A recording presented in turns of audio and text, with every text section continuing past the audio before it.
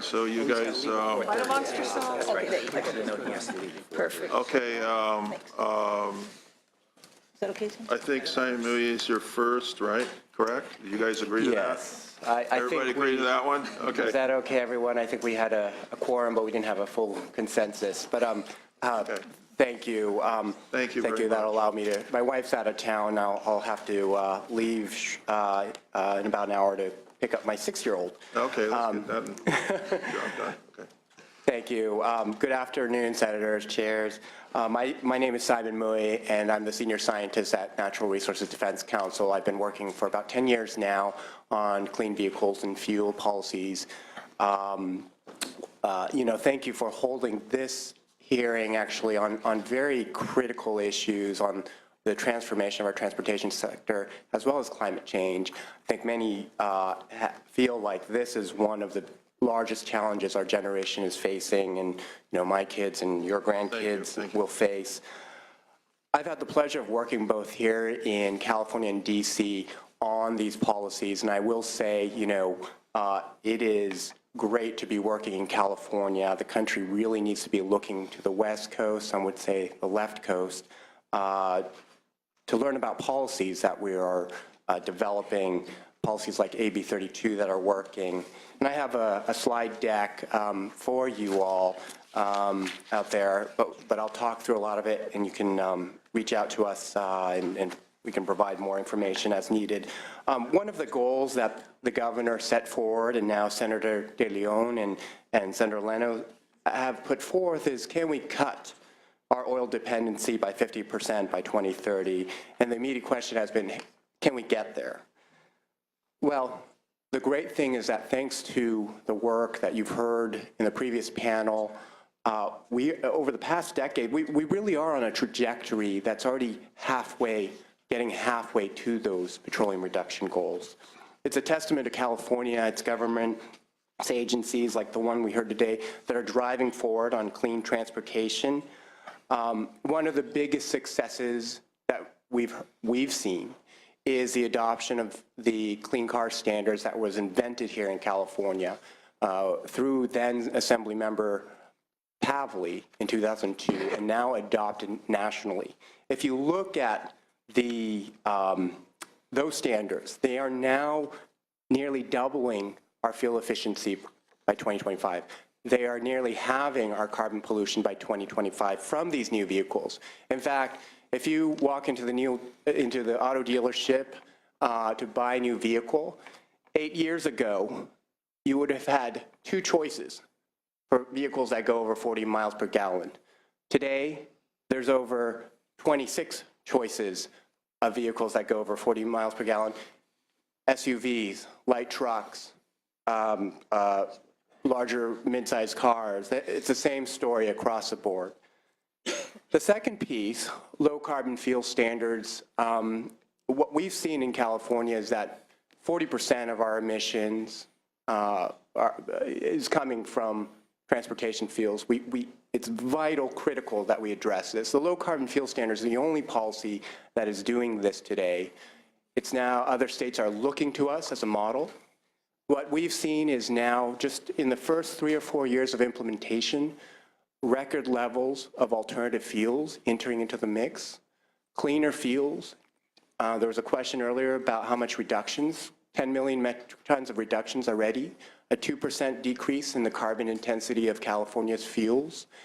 And we're going to see that continue as Washington and Oregon and British Columbia move forward at different stages to create really a regional market, maybe one of the largest global markets for clean fuels to attract investments here into the state. And not only that, but diversify our energy mix. As many of you know, transportation sector is dependent on a single energy source for the most part. 94% it's crude oil. And if you look at California's history, past decade, about 40 gasoline price shocks. If you look at the causes of that, most of it is because of global crude oil prices, more than half. About 20% of those prices impacts are from refinery outages and accidents.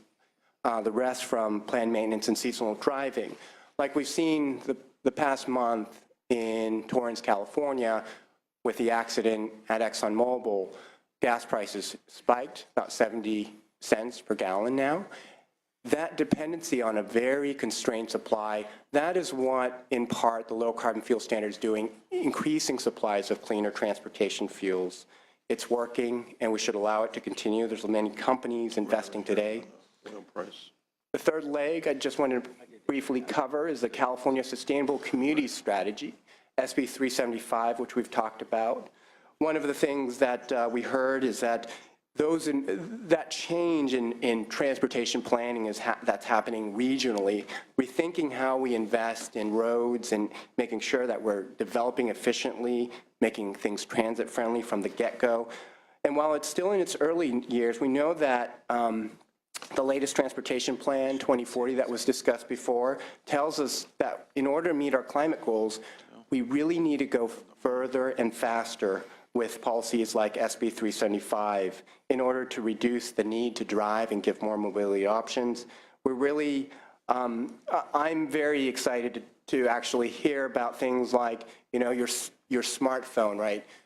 Changing things so that the mobility, it's not just public transit or personal car. There's a whole spectrum of technologies now, from peer-to-peer car sharing, community car sharing, van pooling, Uber, Lyft. I heard one woman talk about using it to get her 80-year-old mother to the doctors when she could not be there to take her personally, saving her having to drive by 2 hours.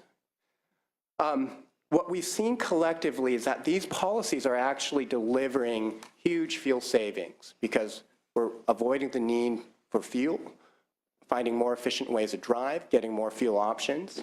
And over time, you can see the benefits per household grow from hundreds of dollars per year to thousands of dollars per year as these policies implemented.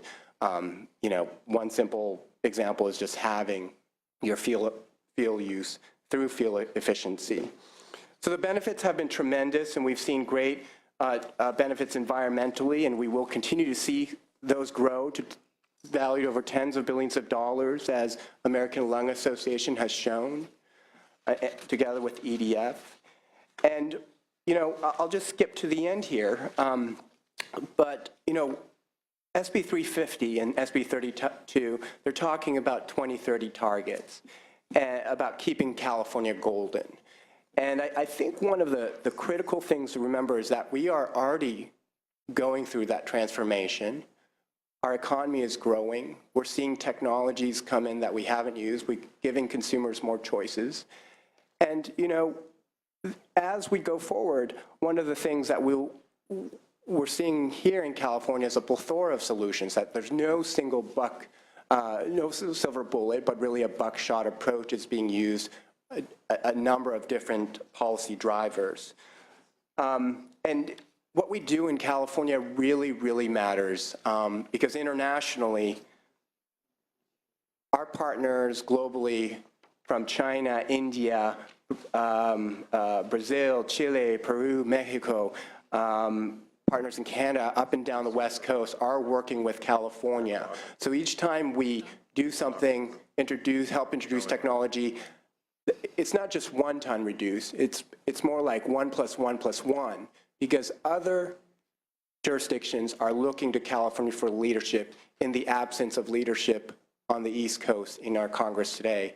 So I applaud you for holding this hearing and driving us forward as we go towards a cleaner future. Thank you.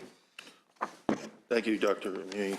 Mr. Chairman, with your permission. Thank you for your input here, and good luck on taking your kid, picking up. Thank you. Hope you get through the traffic jams. I have a couple more minutes. I'll stay and leave in about 5. Thank you. Okay. With your permission, Mr. Chairman, Mr. Augustine and Mr. Carmichael have graciously deferred their alphabetical prerogative. We think it would flow best if I went next and then Mr. Hall. Okay. Thank you so much. Thank you very much.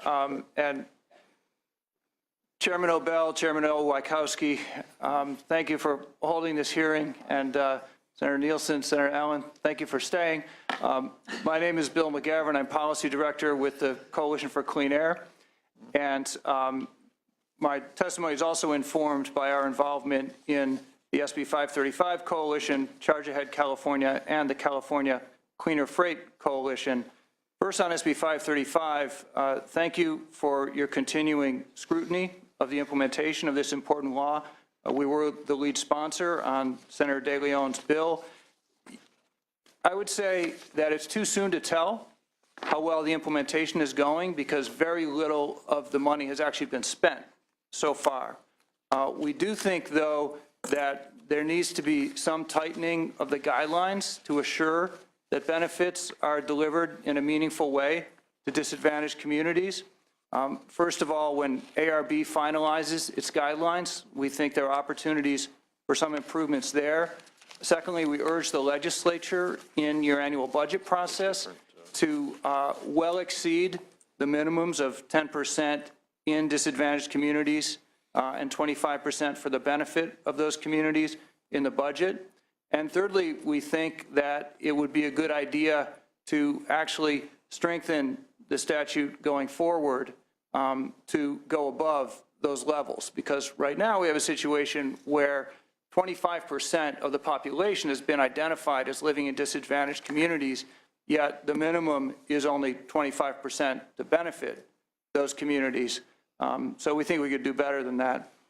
You asked about transparency. I think the answer to that partly depends on how one feels about the annual budget process, which is not always the most open. But in terms of the implementation of the budget, the agency I'm most familiar with is the Air Resources Board, and I would give them high marks for transparency. They have an abundance of workshops and work groups, as well as, of course, making their decisions at public hearings. So I think they are definitely open to public input. We support the governor's goal of the 50% reduction in petroleum used in cars and trucks by 2030. I won't repeat what Simon Mui said. I will just endorse his comments. It's very important that we stay the course on the zero-emission vehicle standard. We need something comparable on the heavy-duty side, which I'll get to in a minute. In the low-carbon transportation budget, you asked about the mix of various programs. I would say if you look at low-carbon transportation, we recommend that the area that needs to grow the fastest is what we call the equity provisions, the ones that would help to get access to cleaner vehicles into disadvantaged communities. We think there should be a lot more money spent on those areas where we're starting out with pilot programs. And in particular, we want to focus on something that you brought up, Chair Wachowski, which is how do we get people out of those dirty old clunkers and into cleaner vehicles? And there are a couple levels of that. One is the Enhanced Fleet Modernization Program, the basic one, which allows for retirement and replacement. That's the one that will help somebody get out of that 1979 car and into a more recent used car, even if it's not an advanced cleaner vehicle. We need to make sure that's fully funded. There's a great program in the San Joaquin Valley operated by a group called Valley Clean Air Now, which has an event-based outreach model. It's been very successful. We need to make sure that is fully funded. And then we have on top of that the EFMP Plus Up program, which would allow someone to get into a hybrid or a plug-in or electric vehicle. So there are different levels that need to be applied, and we recommend fully funding both of those. On fuels, again, just seconds, Mr. Mui's support for the low-carbon fuel standard. You asked about areas where there might be better coordination and collaboration needed. Freight is an area where we strongly recommend that. There needs to be an integrated administration effort to transform the freight system and to reduce the diesel emissions that are disproportionately affecting low-income communities of color and modernize our freight system for the needs that our economy has for it now. I would say there's a particular need for change at Caltrans, where I think people at the top levels are trying to make the agency more sustainable, and it really has not percolated down much to the district directors. We're not seeing the change we need there. So we think there needs to be a priority put on that and better collaboration. Public transit, we're strongly supportive of, and in addition to the transit operations and capital programs that are being funded through the Greenhouse Gas Reduction Fund, we think that there's a need to have a program particularly for transit passes for low-income riders. That would allow those residents of disadvantaged communities reduce emissions by getting cars off the road and help needy Californians get to their workplaces and schools. We can reduce vehicle miles traveled also through the active transportation program, which you've heard about, which includes safe routes to school, which I know Senator Cannella was particularly concerned about. We'd like to see an increase of $100 million in the active transportation program. And there needs to be a better aligning of transportation funding with the priority that the state is placing on reducing emissions, both of air pollution and greenhouse gas emissions. Finally, we need to curb sprawl. Land use and transportation are closely linked, and I was glad to hear, I think it was Kate White who brought up the implementation of SB 743, which I think most people thought was mainly about getting a basketball arena built, but it also has this very interesting provision where we're looking at how we can reduce vehicle miles traveled in the CEQA process. And so properly implementing that is crucially important. Thank you very much. I look forward to discussion. Okay, thank you. Thank you for giving me the opportunity to speak today. My name is Jamie Hall. I'm Policy Director for CalSTART. This whole topic is really sort of right in our strike zone. For those of you who aren't familiar with us, CalSTART is a nonprofit industry group with about 150 member companies all across the clean transportation space. So this is very important to our member companies. So drawing on our work with our members, I just want to provide some quick thoughts on where we are, where we're headed, how these programs are working, and what more could be done. On the light-duty passenger vehicle side, the focus to date in California has really been on moving towards zero-emission options, and we're making tremendous progress.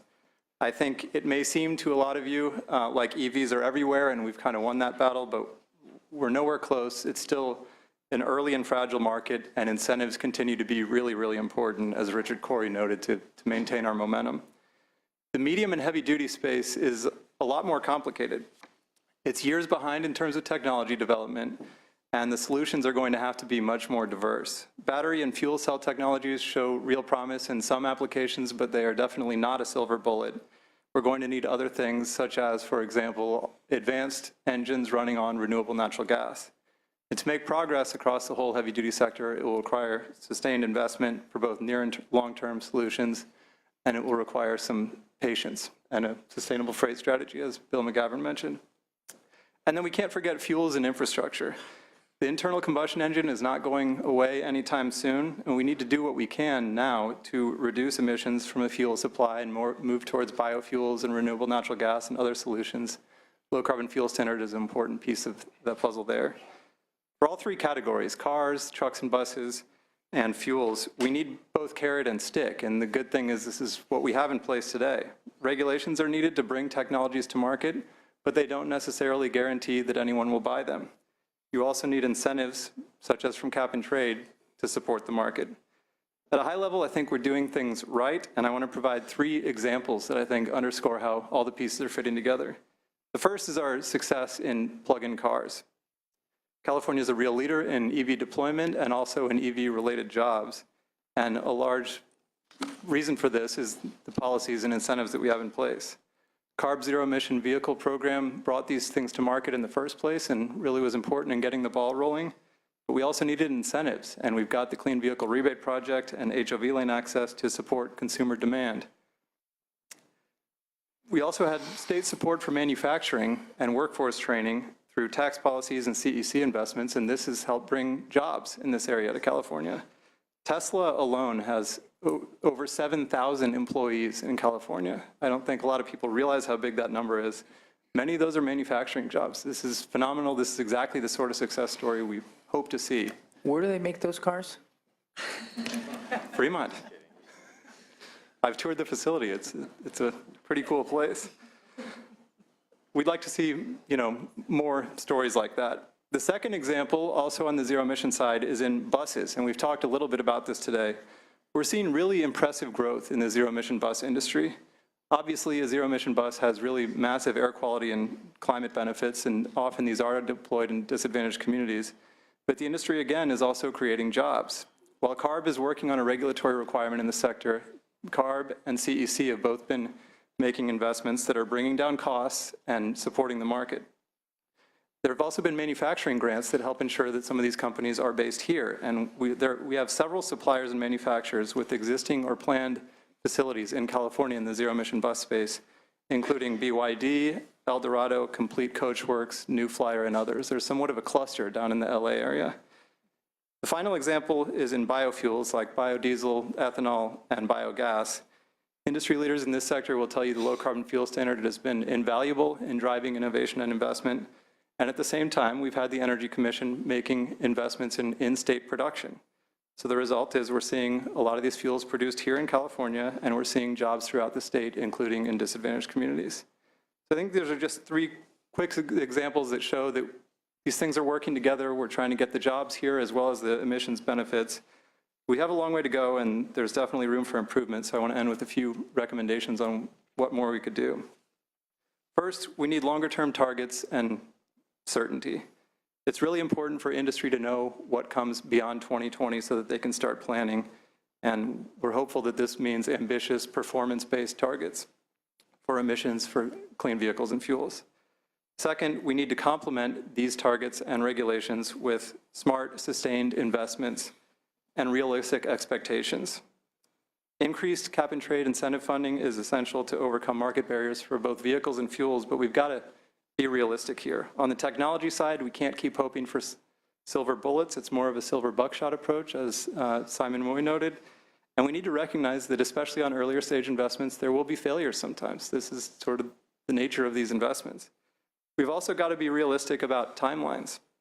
It takes years to get new technologies to market, and this is especially true in medium and heavy duty where we're further behind, and then additional years to really get to mass market penetration. So we've got to be in it for the long haul. And finally, we've got to look for other opportunities to facilitate innovation. I've got one quick example here. One barrier to innovation in the heavy duty sector has been cumbersome certification procedures at the Air Resources Board for new technologies. Recognizing this, they just launched an effort last week looking at ways to streamline things and create a little bit easier process for new and innovative technologies. I think this is a step in the right direction, and it's a good example of the agencies making sure that regulatory requirements and hurdles are aligned with our goals as a state. The right policies in place, the future transportation sector can look dramatically different, and the benefit should be huge, but again, we need to pursue a portfolio approach, and we need to recognize that it's a marathon and not a sprint. Thank you. Mr. Chairman and member, thank you for the opportunity. I'm Kurt Augustine, and I'm with the Alliance of Automobile Manufacturers, which we represent the large automakers who make approximately 80% of the vehicles sold in the United States and employ over 14,000 people here in California themselves. The auto industry has come a long way from the days of then Assemblywoman Pavley's AB 1493. We negotiated with ARB and President Obama for our long-sought one national standard, and we've achieved that. Our vehicles are cleaner, safer, and have higher miles per gallon than ever before. One of the things I did want to emphasize in the remarks that Mr. Corey made was in terms of we've talked a lot of numbers about transportation and all that, and a lot of people kind of assume transportation means cars. I know that you don't know that, but if you look at the data that we've provided you using the ARB numbers, you can see that actually automobiles are way down on that portion of that huge 70% of the smog causing things. So I just wanted to point that out, that it's just a natural inclination that people, when they hear transportation, think cars, and it's actually a kind of a small portion of the transportation smog creations. I've also included some other charts that you can refer that uses ARB data.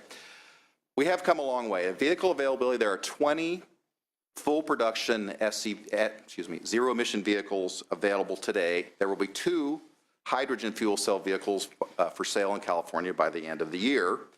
And not only the technology that has improved miles per gallon and given us vehicles like this, but also things like autonomous vehicles are going to be able to increase fuel efficiency performances. For instance, when they'll be able to platoon on highways, they'll be able to cut down the drag, and there are some estimates that maybe as much as a 25% increase in fuel efficiency when that occurs. So what is facing the automakers in the future? We have that national standard of 54.5 miles per gallon by 2025. As Simon mentioned, we're about half of that right now. That's a challenge. We have the ZEV mandate, which will require by 2025 that 15% of all cars offered for sale in this state will need to be ZEVs. We have from SB 1275 the goal established by Senator De Leon's legislation of 1 million ZEVs by 2023 and the governor's goal of 1.5 million by 2025.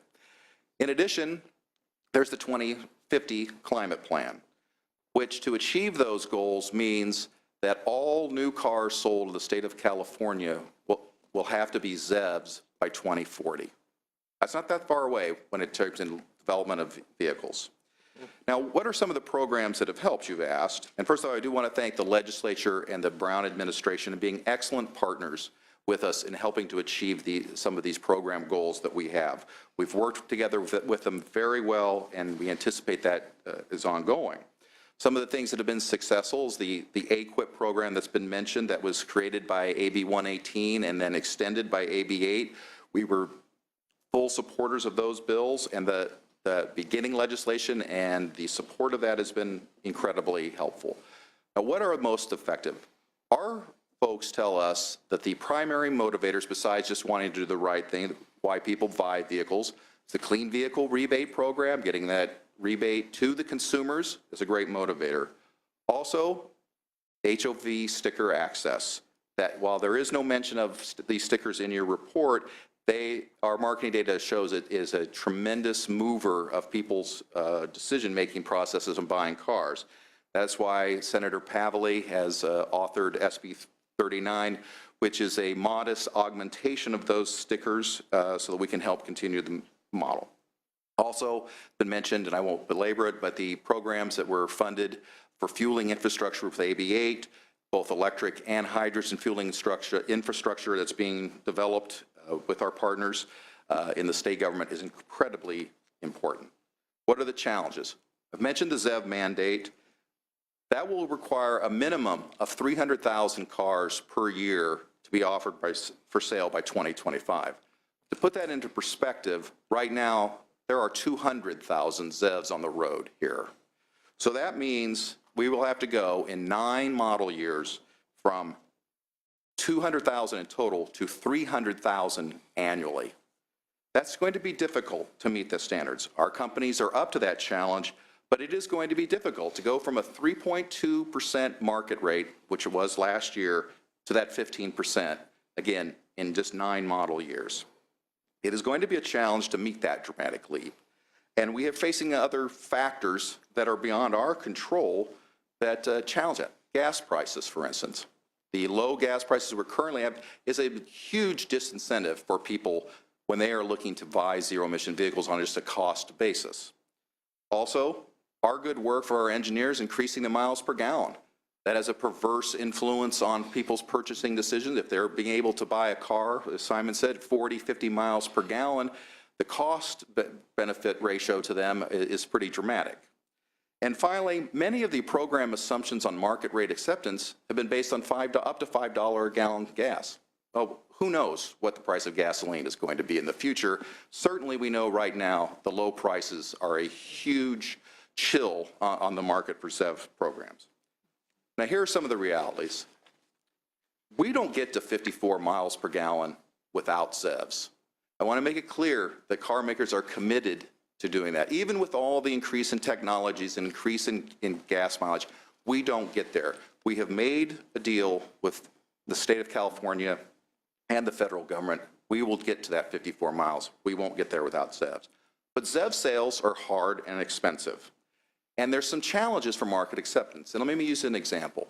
The hybrid does not have any of the range issues, fueling infrastructure. It's a gasoline-powered vehicle. It has been on the market for 14 years. The market rate acceptance is 6%.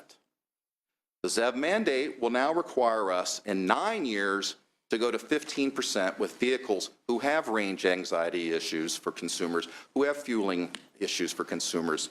This is a supreme challenge that must be factored in as all of you are making policies. Additionally, our companies have made the investment they lose somewhere between $12,000 and $15,000 on every ZEV vehicle that is sold. It is also clear in the data I've given you, we don't make ZEV sales without incentives. It's no accident that the majority of the cars sold in states, pardon me, majority of the states that sell the ZEV cars in the highest percentage have the highest incentives.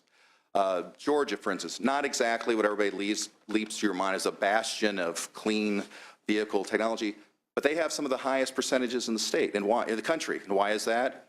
They have a very large rebate program, and they have HOV access stickers in Atlanta.